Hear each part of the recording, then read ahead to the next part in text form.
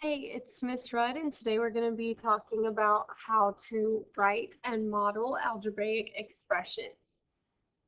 Remember to print out the notes. If you don't have a printer, you can take these notes in your ISN, and if I'm moving too fast, you can always pause the video and push play when you're ready.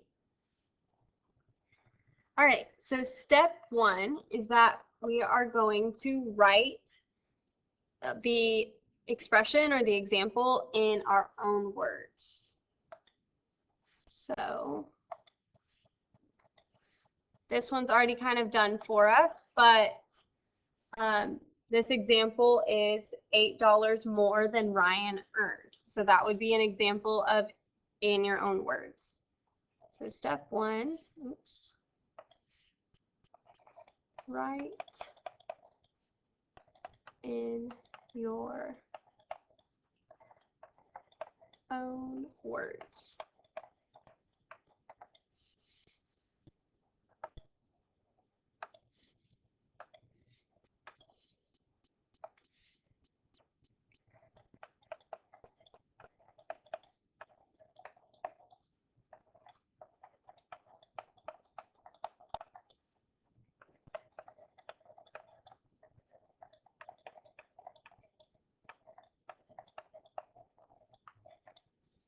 Our next step is to define your variable.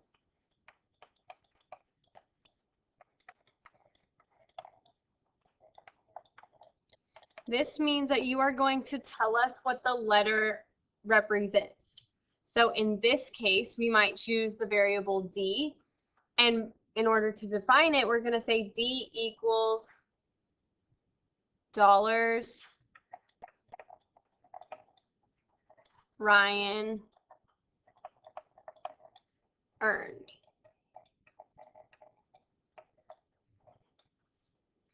Step three is to model, and there are two ways that we can model. So the first way would be the bar model, and that looks something like this. So we're going to have a long rectangle,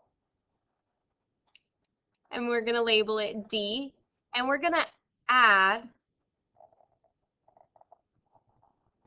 8 to that, because in our words it says $8 more than Ryan earned. So we have Ryan's dollars here, and then we needed 8 more.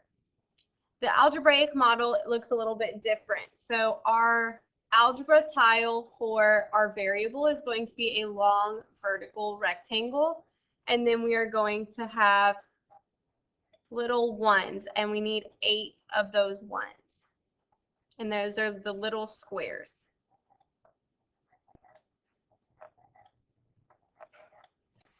So our bar model is just a bar that has our variable and another bar added to that. Our algebraic model has our long rectangle for our variable, and then 8 little squares to represent 8 ones. And our last step is to write algebraically.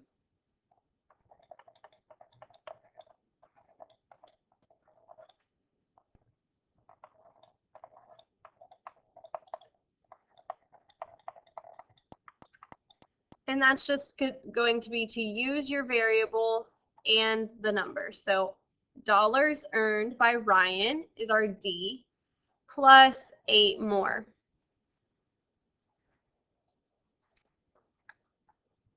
All right, we are going to try the next view. So that the next one is exactly like the one that we just did. So we have a variable plus 8. So we could write that as the sum of a number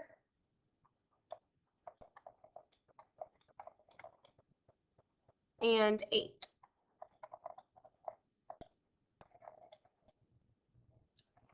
Our bar model is going to look very similar to the one that we just did. We have a rectangle, a horizontal rectangle, and we're going to label this T because now our variable is T, and we are going to add 8 to that.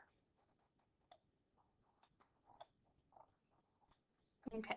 our algebraic model is going to look exactly like it did before, with 1 variable and 8 ones.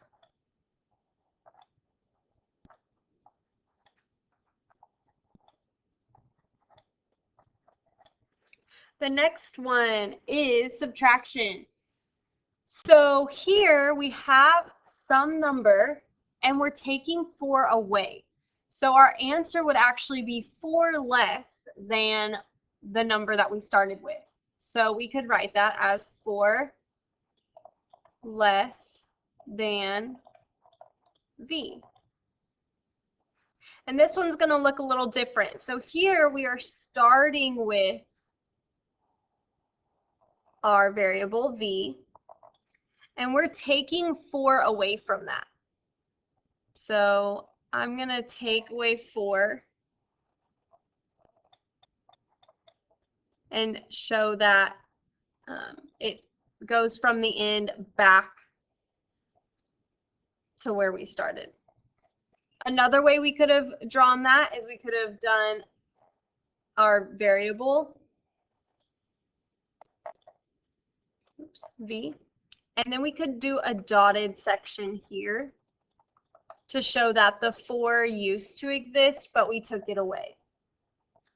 So both of these represent subtraction. When we're modeling it with algebraic tiles, we are still going to use the long vertical rectangle for our variable, but this time we're taking away 4. So instead of using these blank white squares, we are either going to draw a square and inside that square we're going to write a -1, or another way you could do it is to shade in the squares. So either way, you can either write -1 in each of these, or you can shade them in, and that represents -4.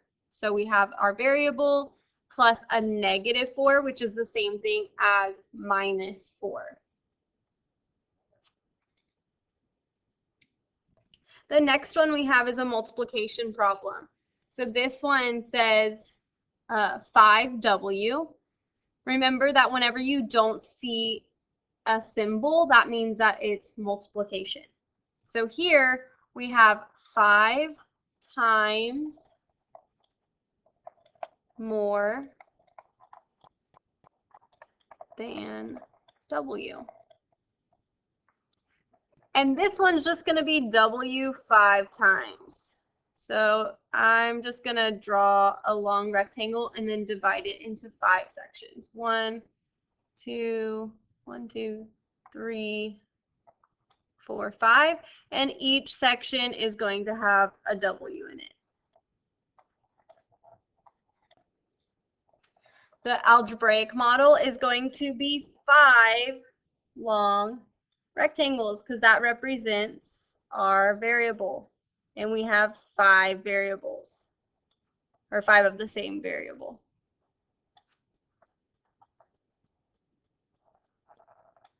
Alrighty. And the last one we have division. So here we have some number, which is represented by C, divided by 3, which means that C is going to be divided into 3 groups. So C split into 3 groups. For this one, I'm just going to do the bar model because it is the easier one out of the 2. And so here I'm starting with C. All of this is C. And I'm dividing that section into 3 equal parts. And my answer is going to be one of those parts. So I'm going to shade in 1. Oh, that went way too far. Let me let's try this again.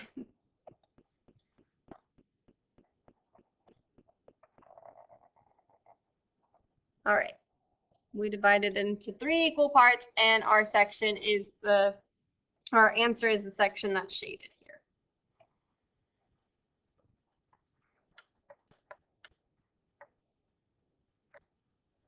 All right, for this next part, it is going to give you the words, and it wants you to define the variable, draw the model, and write the expression. There is a hint here. So keep in mind that anytime you have the words more than or less than, think about, so whatever order it gives it to you, you're going to flip that. So to remind myself, I'm going to write in this hint box.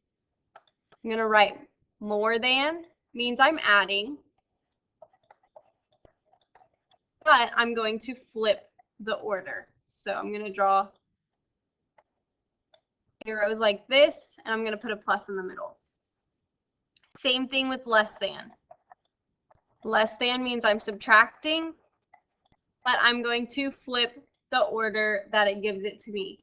And this is going to make more sense whenever we try it here.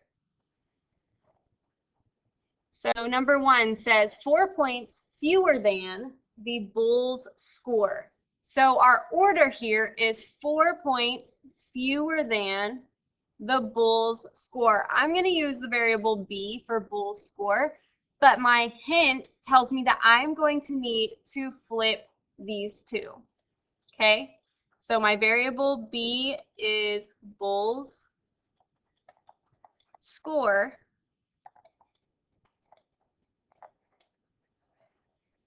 And because I flipped these two, that means I'm starting with B, starting with the Bulls' score, and I'm taking away 4 from that. So remember, I could do the dotted lines, or I could have drawn my 4 down here. Either way represents subtraction. And then again, I'm flipping the order. So when I write the expression, I'm actually going to write the Bulls' score minus 4. Because it is 4 points fewer than the Bulls' score, which is what we started with. All right, for this one, we have the total cost of a shirt. So that doesn't tell me a number. So I'm just going to use S for shirt. And remember, and means to add an $8 pair of socks. So and $8. Again, define the variable. S equals the cost of the shirt. Our model is our S plus 8. If you want to do the algebraic model, feel free. Both models are correct. And when we write our expression, we're going to write it exactly how it reads, S plus 8.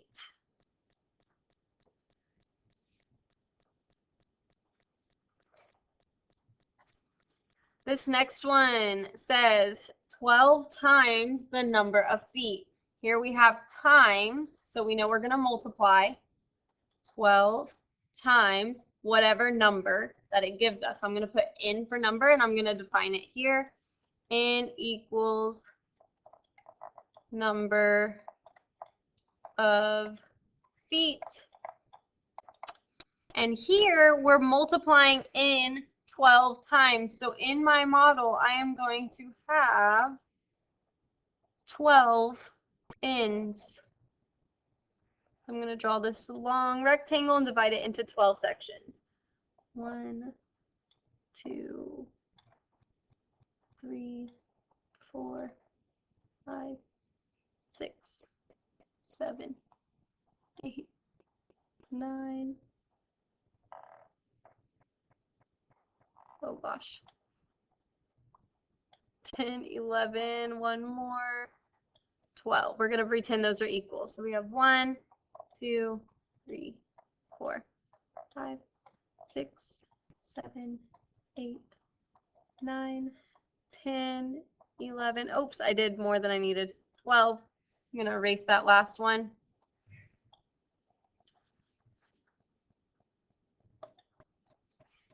And my expression is 12n. Again, remember, no symbol means that we're multiplying. And the last one, this one is going to be 2 steps. So here we have 10 more than. So 10 more than, remember that's going to be adding, but we're going to flip the order because it tells us more than. So 10 and then 2 times a number. Again, I'm going to use n for number.